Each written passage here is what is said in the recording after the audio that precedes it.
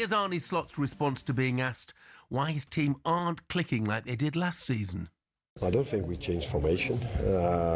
Even if you look at today, and if you look at Chelsea, and if you look at Everton, we've played with a lot of similar players that we had last season. But yeah, the ones we've left, we've replaced. And also today, I think we can only be very positive about the new players we've brought in. Foriobi is great second half. Hugo Ekitike, what he did was also very special. And Jeremy Frimpong, who only came in for 10 minutes, was able to create 100% chance for Cody Gakpo. So as long as the players keep working this hard, luck will come to us as well. But at this moment we're in a situation where every time we've lost, we've had much more chances than the other team.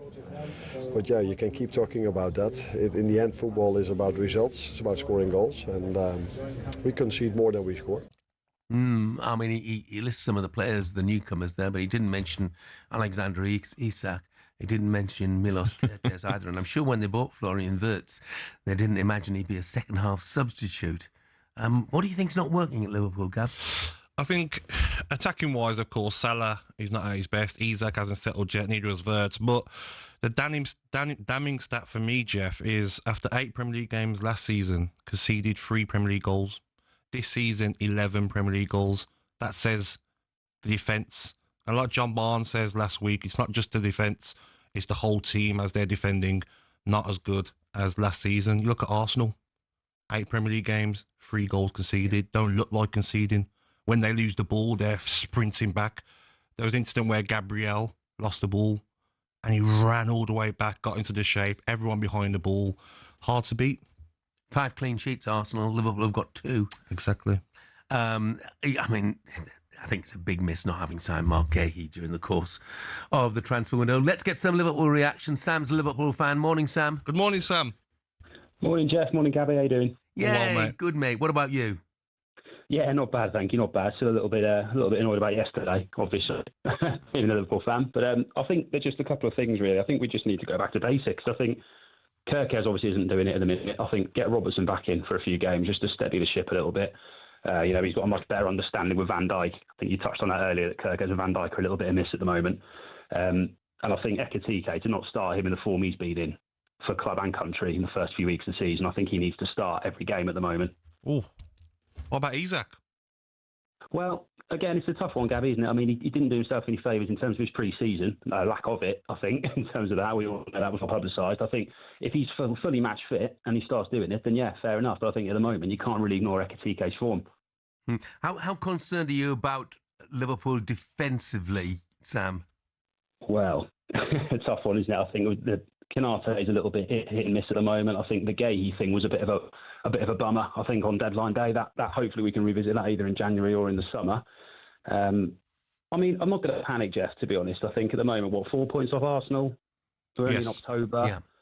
We're only in October, and to be fair, I texted in early this morning. I survived the Roy Hodgson era, so if this is a crisis, I'm not that worried, really. But yeah, it needs to sort itself out quickly. I think just Chiesa as well for me. I think start Chiesa. If we have to bench Salah, get Chiesa or Frimpong on, because Chiesa, when he comes on, he runs his socks off. He works really hard, and he does pop up with goals. Yeah. I mean, Ungamoa sits on the bench and doesn't get a kick at the moment when he made such an impact when he first came into the side. I understand he's a young boy. I mean, I get that completely. But sometimes needs must, But are you still confident you'll win the league? You know what? If Man City can go on 12-game winning runs at the end of the season, why can't we?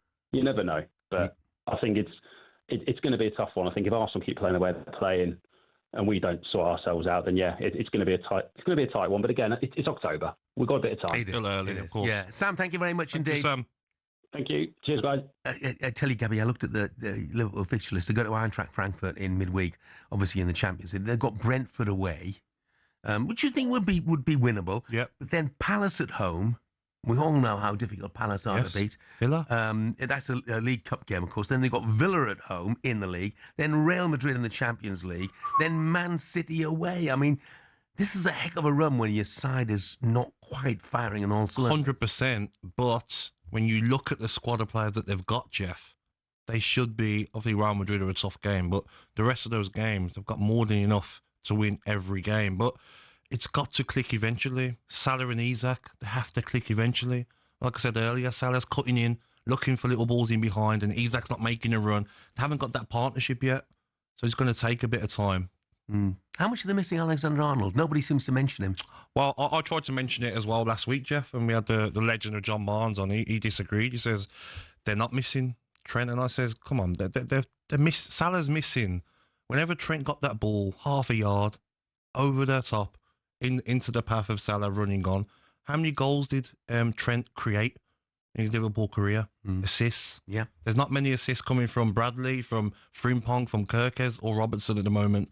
So he's a big miss, and the players have got to step up, Jeff.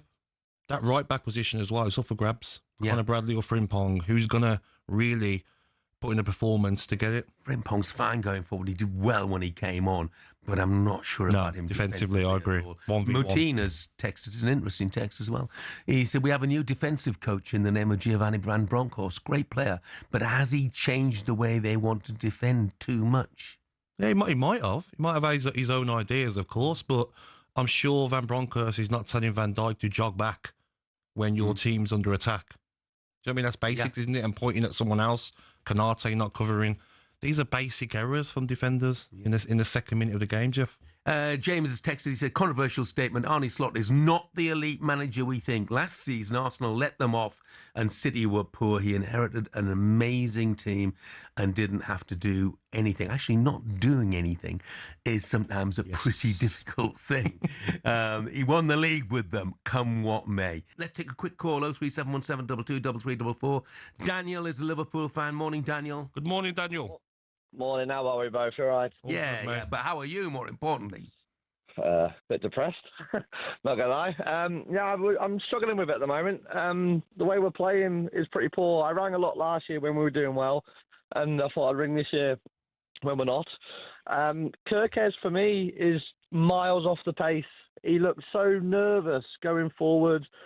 He didn't run into the spaces we had, which left so much to desire. United just sat back and waited, and we kept passing it back along the back four, not really gaining any positioning whatsoever.